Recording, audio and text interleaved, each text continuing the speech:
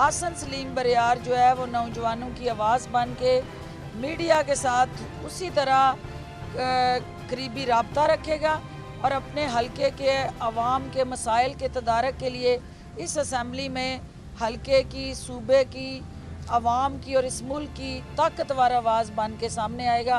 मैं उससे गुजारिश करती हूँ कि वो आपसे बात करे। जी इधर आए आसन, आगे आए बेटे आप। बिस्मिल्लाहिर्रहमानिर्रहीम। सबसे पहले मैं यहाँ मौजूद तमाम मीडिया पर्सनस का, electronic media, paper print media, जो भी यहाँ दोस्त तशरीफ़ लाए, उनका शुक्रिया अदा करना चाहता हूँ कि आपने आज का हमारे ये जो इतना इम्पोर्टेंट डे था हमारे लिए, उसे कवरेज दी। आपने पहले भी पंजाब असम्बली में, हाँ वो पूरा पंजाब, पूरा पाकिस्तान, आप हमारी आवाम तक जो मुल्क के अंदर पेश आने वाले तमाम खबरें हैं उन्हें आप कन्वे करते हैं। इसी तरह आज आप लोगों ने भी हमें मौका दिया कि हम आपसे बात कर सकें। उसके बाद आज का दिन, जैसे कि आप सब लोग जानते हैं कि अल्हम्दुलिल्लाह हमारे हल्का PP 38 में जो ज़िमनी इलेक्शंस आए, उसमें मैं पाकिस्तान तहरीक इंसाफ का कैंडिडेट था और अल्लाह ताला ने मुझे, मेरी पार्टी को, इमरान खान साहब को ये एक बहुत बड़ी फ़तह जो है वो हमें नसीब करवाई। उसका भी आप सबके शुक्रिया अदा करना चाहता हूँ कि मीडिया ने भी बड़ा अच्छा एक पॉजिटिव रोल प्ले किया कि इमरान खान साहब का जो एक बहुत ही अच्छा पॉजिटिव इमेज था वो पोर्ट्रे किया गया तमाम आवाम के आगे, जिससे हमारी हल्का PP 38 की आवाम ने भी देखा और उससे एक बड़ा ही अच्छा मैसेज जो हमारे हल्के में गया और हमारे पूरे डिस्ट्रिक्ट में गया। पाकिस्तान तहरीक इंसाफ का जो इमेज है वो पाकिस्तान में बेहतर हुआ, जिसके वजह से हमें ये कामयाबी मिली। मैडम ये उसके बाद मैं शुक्रिया अदा करना चाहूँगा ख़ास तौर पे हमारी पार्टी पाकिस्तान तहरीक इंसाफ का, वज़ीर-ए-आज़म इमरान खान साहब का, वज़ीर आला उस्मान बुज़दार साहब का, कि जिन्होंने अपने इस नौजवान को, जो पाकिस्तान तहरीक इंसाफ का मोटो है, मंशूर है कि नौजवान की आदत को हमने प्रमोट करना है, जो 65% ऑफ द पॉपुलेशन है पाकिस्तान की, जिसमें मैं भी आता हूँ। तो इस मोटो को आगे लेके जाते हुए एक बड़ा ही अच्छा हमें सपोर्टिव रोल मिला पाकिस्तान तहरीक इंसाफ की तरफ से। तमाम पार्टी ने एक फैमिली की तरह इस इलेक्शन को अपना इलेक्शन समझ के कंटेस्ट किया, जिसका नतीजा ये मिला कि हमारी एक बड़ी पॉजिटिव कैंपेन चली और पाकिस्तान तहरीक इंसाफ को ये सीट मिली। उसके बाद मैं शुक्रिया अदा करना चाहूँगा ख़ास तौर पे डॉक्टर फिरदौस आशिक अवान साहिबा का भी, क्योंकि मेरा हल्का जो है वो इनके NA के हल्के के नीचे PP का आता है, PP 38, तो उसमें इनका बड़ा अच्छा एक रोल रहा, क्योंकि इनकी ऑलरेडी वो कॉन्स्टिट्यूंसी है, इन्होंने अपने हल्के के लिए काफ़ी काम किए। दूसरा, में वज़ीर आला उस्मान बुज़दार साहब की बड़ी सपोर्ट मिली, उन्होंने हमें कन्वे किया कि आप अपनी फुल मेहनत के साथ ये इलेक्शन कंटेस्ट करें। पाकिस्तान तहरीक इंसाफ के तमाम कायदीन, तमाम विंग्स जो हैं, उन्होंने हमारे साथ इलेक्शन में हिस्सा लिया, उनकी सपोर्ट मिली। फिर आप जानते हैं जैसे कि इमरान खान साहब भी इस सीट को खुद वॉच कर रहे थे, वज़ीर आला उस्मान बुज़दार साहब भी इसे देख रहे थे, क्योंकि पाकिस्तान में जम्मू इलेक्शन होने के साथ साथ सिर्फ ये वाहिद सीट थी जो किसी भी असम्बली में, हाँ वो प्रोविंशल्स हों या वो फेडरल असम्बली हमारी हो, नेशनल असम्बली, सिर्फ एक सीट थी। तो इस सीट पे तमाम पाकिस्तान की जब वो बड़ी कड़ी नज़र थी, मीडिया ने बड़ा अच्छा हमारे पे जो है वो हमें कवरेज भी दी। तो यही वजह बनी कि जो इमरान खान साहब का बयानिया था वो जीता, और मुखालिफिन जो थे, जो नून लीग के हमारे दूसरे मुखालिफ थे, उनके बयानिए जितने आप सुनते रहे, उनके लीडरान की तरफ से, उनकी क़यादत की तरफ से जो पाकिस्तान के ख़िलाफ़ उनके बयान आए, उन्होंने काफ़ी एक नेगेटिव रोल प्ले किया उनकी कैंपेन के लिए। लेकिन पाकिस्तान के लिए एक पॉजिटिव बात थी, क्योंकि पाकिस्तान जो है वो है तो हम सब हैं, तो इसीलिए हमने पाकिस्तान की आवाज़ बनी। हमने अपनी कैंपेन के अंदर भी सिर्फ पाकिस्तान के बारे में पॉजिटिव बात की, क्योंकि हमारा ये प्यारा मुल्क है। डॉक्टर साहब ये बता दें कि आपके हल्के के आज MP थे, उनको हल्फ देखने के लिए आपने जाना था, लेकिन आपको अंदर जाने नहीं दिया गया, किसके कहने पर ये? देखिए, पहली बात तो ये है कि जो लिस्ट आई थी फैमिली मेम्बर्स की लिस्ट थी, और वर्कर्स के जो हमारे पूरे इलेक्शन के अंदर जिन्होंने बहुत कलीदी किरदार अदा किया, उनको उसमें एज अ गेस्ट पार्टिसिपेंट के तौर पे मदऊ किया गया था। चूँकि मैं ख़ुद भी लेट हो गई, चूँकि प्राइम मिनिस्टर साहब की वहाँ गवर्नर हाउस में जो सिक्योरिटी अरेंजमेंट्स थी, उसकी वजह से जब मैं यहाँ पहुँची तो इजलास ख़त्म हो चुका था और हलफ की तकरीब जो थी वो ख़त्म हो चुकी थी। तो इसलिए मेरा असम्बली के अंदर उस वक्त जब इजलास एडजर्न हो चुका था और इनका हलफ मुकम्मल हो चुका था, तो वहाँ जाने की ज़रूरत ही नहीं थी, इसलिए मुझे यही मुनासिब था कि मैं असेंबली में ना जाऊँ। और ये ऐसी बात नहीं है कि किसी ने टारगेट करके मुझे अंदर जाने से रोका, लेकिन इशू सिर्फ इतना है कि कुछ चीज़ें मैं देख रही हूँ मीडिया में चल भी रही हैं, लेकिन वो तहफ़्फ़ुज़ात, खदशात, नाराज़गियाँ हो सकती हैं, क्योंकि मैं एक स्पोक्स पर्सन होते हुए, हुकूमत पंजाब की तर्जमान होते हुए, कहीं ना कहीं आपके राइट के लिए जो इस्तेहकाक बिल था उसके साथ जुड़ा एक बयानिया था, जिसमें हुकूमत का कंसल्टेशन प्रोसेस में इन्वॉल्व ना होना और मीडिया का मेरे आगे से माइक्स उठाना, और इस बात की निशानदेही करता था कि हमें उस पूरे प्रोसेस से बिल्कुल लाइलम रखा गया था। और यही वो मेरी स्टेटमेंट थी जो मैंने दी, जिसको अल्टीमेटली डिस्प्लेयर आया फ्लोर से कि भाई आपने ये स्टेटमेंट क्यों किया। डॉक्टर साहब आप केस डॉक्टर साहब डाल रही हैं तहरीके इस्तेहकाक बिल के हवाले से, जबकि इस इलेक्शन के फौरी बाद पीएम ने आपको शाबाश दी कि बहुत अच्छा काम आप कर रही हैं। इस्तेहकाक बिल इससे बहुत पहले हो चुका हुआ था, री इमेंड हो चुका हुआ था, आपको शाबाश मिली, उसके बाद फौरी तौर पर आपको 3 दिन बाद आपसे रिज़ाइन मांगा गया या आपसे रिज़ाइन दिया गया, और आज जो कुछ हुआ, तो ये तो इस्तेहकाक बिल तो बहुत पुरानी खबर है।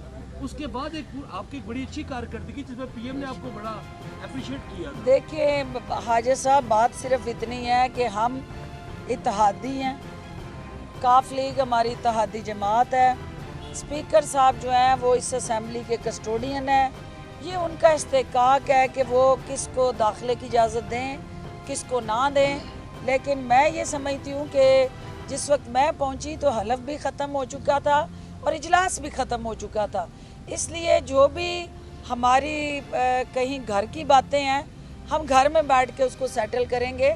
और उन्होंने उसके बाद आसन ने उनके चैम्बर में उनसे मीटिंग भी की है, उन्होंने बड़े अच्छे तरीके से इनको लुक आफ्टर भी किया है और गाइड भी किया है। तो जो मेरी स्टेटमेंट होती है वो कोई ज़ात की स्टेटमेंट नहीं होती, किसी फ़र्द की या शख्सियत की स्टेटमेंट नहीं होती, वो गवर्नमेंट का बयानिया होता है, गवर्नमेंट की पॉलिसी होती थी और उसी को आगे लेके चलना होता था। तो उसमें अगर कोई तहफ़्फ़ुज़ात हैं भी तो इंशाल्लाह मैं उसको स्पीकर साहब के साथ मिलके हम उसको दूर कर लेंगे। कोई स्पीकर पंजाब असेंबली लगता है कि आपसे खासे नाराज हैं आपके बयानिए से जो बात करते रही हैं, और यार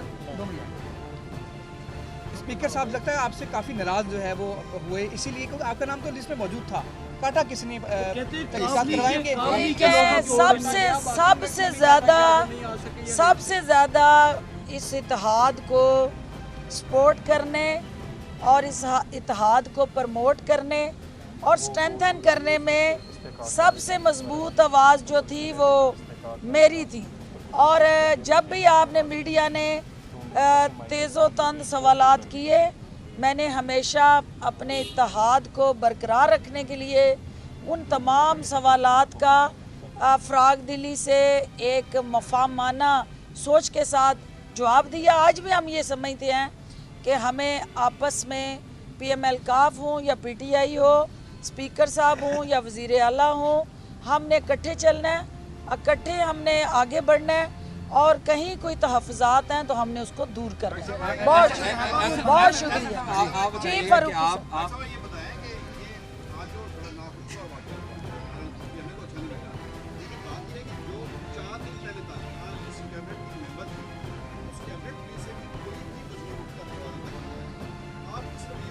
और वजीर मौजूद है अंदर नहीं, मौजूद पहली है बात तो ये है कि ना किसी वज़ीर को पता था मैं आ रही हूँ और ना मैंने किसी को बताया था कि मैं आ रही हूँ, क्योंकि एक हलफ बर्दारी थी, मैं एज ए गेस्ट आ रही थी और मैंने किसी को भी ऑन बोर्ड नहीं लिया था।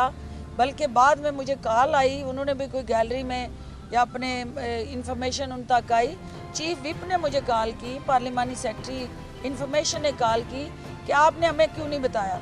देखिए यहाँ जब जिस मकसद के लिए मैं आ रही थी, मकसद तो हलफ था, वो तकरीब ख़त्म हो गई थी, सेशन एडजर्न हो गया था, तो गपशप तो हम बाहर में लगा सकते हैं। आप कह रही थी कि घर की बातें हैं, हम घर के आप इस रात से 2 दफ़ा निकाली गई हैं, वजह क्या बनी है?